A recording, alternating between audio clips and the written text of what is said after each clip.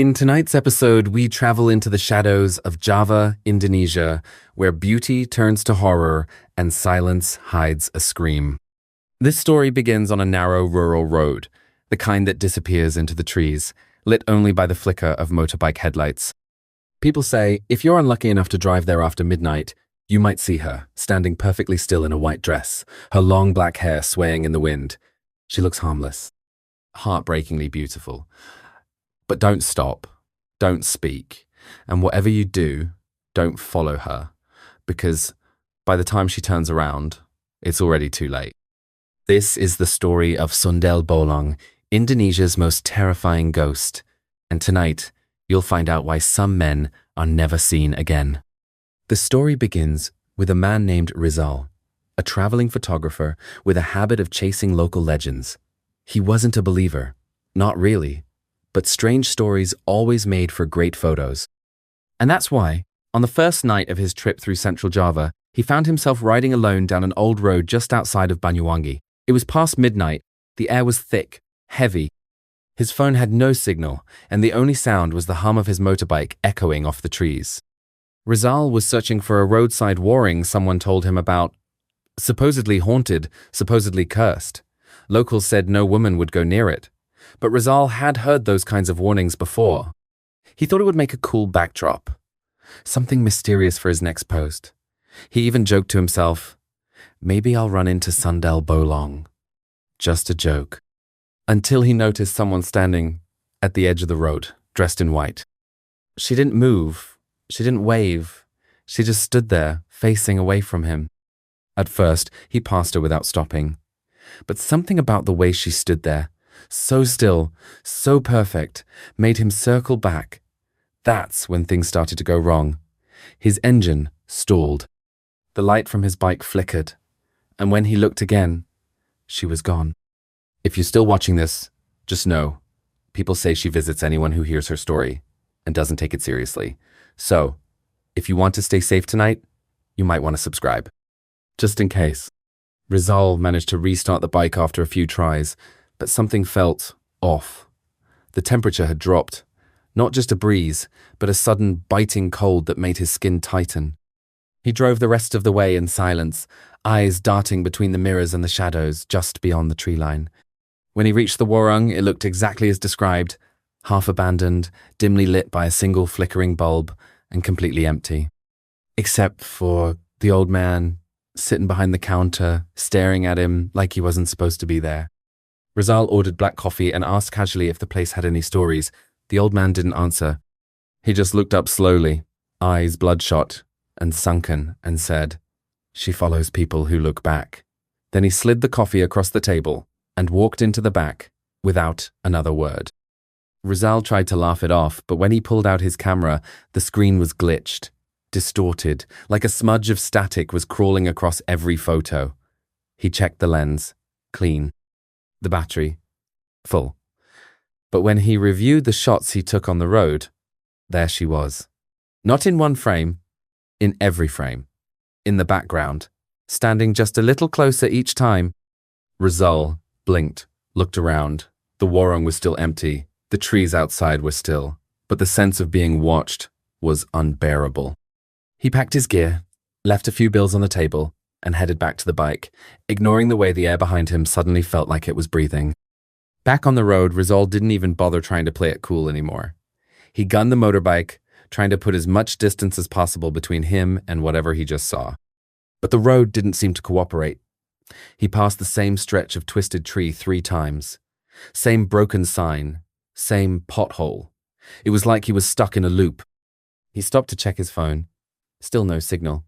He opened his map app, but the screen just blinked black and white like an old TV with no reception. Then, behind him, gravel crunched. He turned. Nothing. Just trees, fog, and silence.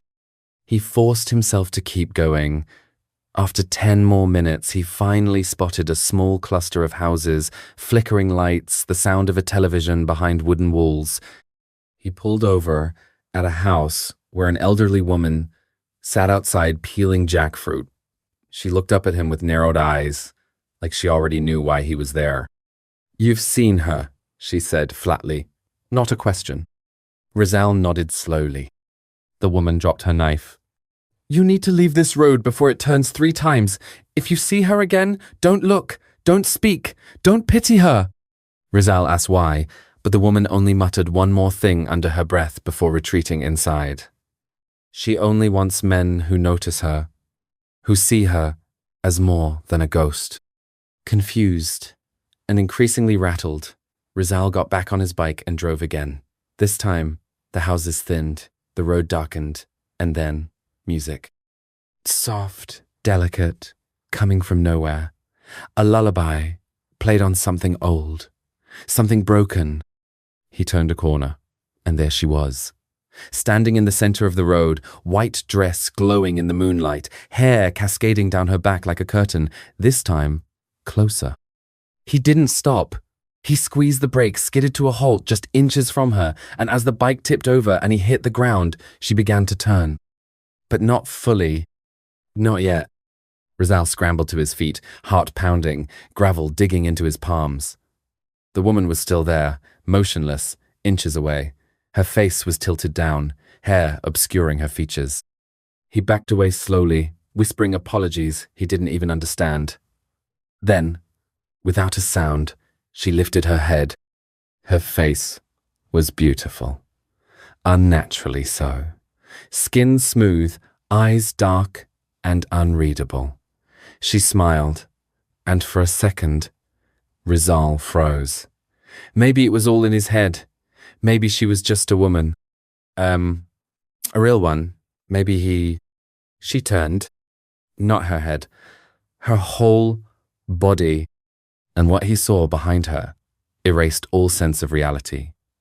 A gaping wound split her back from neck to waist, an open, rotting void filled with maggots, moving like they were alive with purpose. Her spine was visible, her ribs, as if her body was hollowed out like a fruit left in the sun. And yet she stood, smiling. Rizal screamed, not out of fear, but out of something deeper, a kind of grief. She had been wronged, forgotten. He felt it, like it was pouring out of her and into him. And then she lunged, but not to kill. Not yet. Her voice, sweet, broken, whispered in his ear, "Don't leave me alone again." Rizal awoke on the side of the road just before dawn, face pressed against the dirt, motorbike lying a few meters away. His camera was gone, his phone dead. For a moment, he thought it had all been a dream, but then he noticed the smell, sweet and rotten, like decaying flowers soaked in perfume. He stumbled back toward the cluster of houses he'd seen earlier. The old woman was already outside, waiting, as if she'd been standing there all night. "She let you live," she said quietly. "That's rare." Rizal asked her, "What is she? Why him?" The woman stared into the trees. "She died during childbirth, alone, shamed, buried with her baby in an unmarked grave. No prayers, no peace. Now she searches for someone to see her. Not fear her, not mock her, just see her." Rizal felt the weight of it all, the strange pity he'd felt when he looked into her eyes. Maybe that's why she whispered instead of screamed, why she touched instead of tore. "She's not just a ghost," the woman added. "She's what happens when sorrow festers, when the world turns its back on you. Don't go looking for her again." Rizal didn't answer, but deep down, he knew he would. Rizal left the village without saying goodbye. He didn't speak to anyone, didn't post the story, didn't share the photos, though the memory card turned up empty anyway. But the nightmares didn't stop. Every night since, he dreams of her. Not the horror, not the wound, just her face, watching him through the trees, whispering the same words over and over again. "You saw me." He moved cities, changed numbers, stopped taking night drives, but sometimes, when the lights flicker or the room goes cold for no reason, he swears he hears soft footsteps just behind him, waiting. Some say the Sundel Bolong only haunts the men who notice her. Others say she's not after revenge, just recognition. But one thing is certain, Once you see her, she never really leaves. So if you're still here, still listening, don't look over your shoulder tonight. And whatever you do, don't turn around. I hope you enjoyed this video. If you liked this video and want to listen to more true horror stories from Asia, feel free to subscribe and put on your notifications. I upload at least 3 times a week. Wish you all the best.